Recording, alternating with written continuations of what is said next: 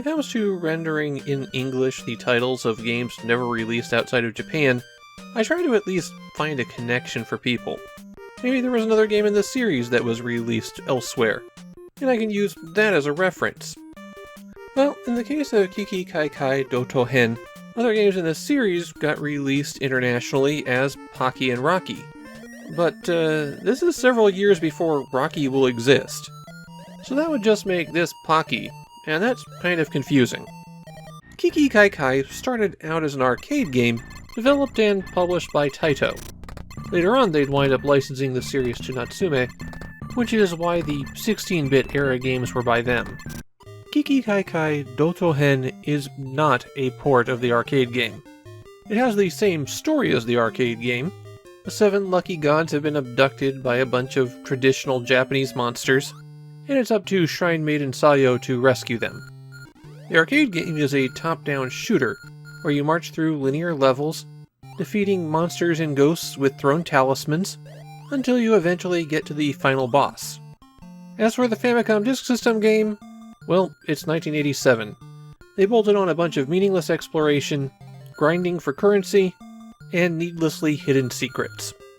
This is a game that's broken in ways that are incredibly unfun, and pretty much all of those are entirely due to the changes they made from the arcade version. I do have one nice thing to say about Kiki Kaikai Dotou. The original packaging came with toys, little figurines of all of the gods. Okay, it might not be the most exciting add-in for a game, but at least they have something. As you're freely moving around the game world, A throws a talisman, while B swings your gohei. That's the wand that Shinto priests use for exorcism. You have a limited number of talismans that you can throw, and you replenish these by hitting enemies with that exorcism wand. Or at least some enemies, not all of them.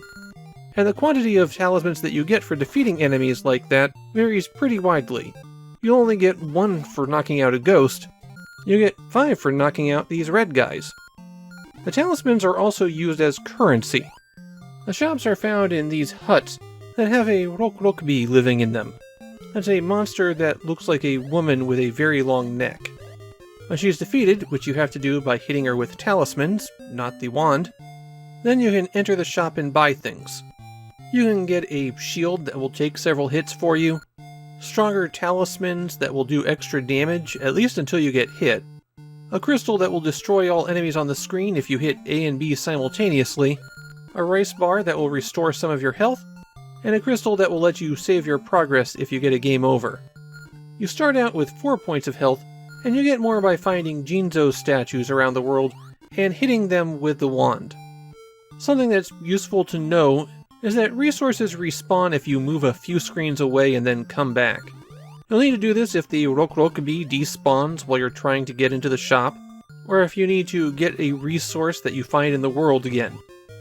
You have a maximum health of 6, and when it runs out, it's game over.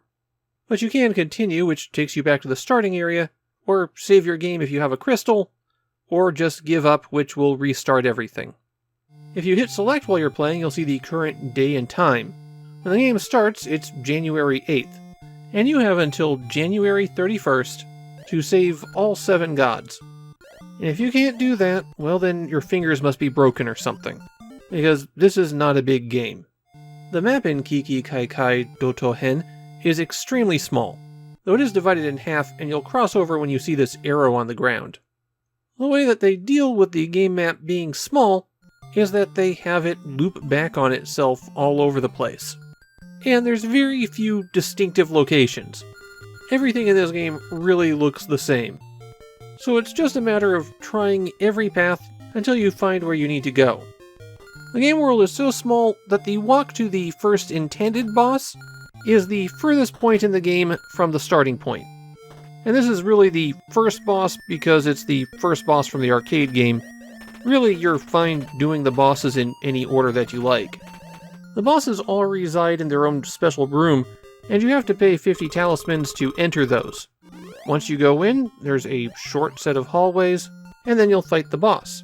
Just don't press down the moment that they appear, because that will instantaneously exit you from the entire dungeon forcing you to pay 50 talismans to get back in. Bosses take about 30 to 40 talisman hits to defeat, and you can cut that in half if you have the powered-up talismans, and that is the only way that you can defeat them. Once you're in their arena, you have no way of getting additional talismans. So if you run out, you're getting a game over. One more thing here, Kiki Kaikai is kinda buggy. I only have footage of this boss fight, because the other boss that I got to while I was playing crashed the game before they appeared. There's one status effect that can be applied to you by certain enemies, and that's poison. Some enemies, when they hit you, will turn the screen red, and then your life will slowly drain away. The way that you fix this is by finding a stone lantern and swinging your wand at it. But stone lanterns are few and far between, and if you happen to not know where the closest one is, you're probably dead before you find one. As a shooting game, Kiki Kaikai Dotou is a real mess. One of the key techniques of the arcade game was swatting aside enemy attacks with the wand. But you can't deflect bullets here. You just have to get out of the way. The quantity of enemies that can appear on screen at once is very small, and everything moves slow and barely attacks. Generally speaking, you're better off running past everything rather than engaging in the actual game systems. The exception is that you need to rack up some talismans. So you just find the place where you can get the largest quantity of those, and hang out there until you have enough to buy the power-ups and access to the boss. It's game mechanics that make everything extremely boring.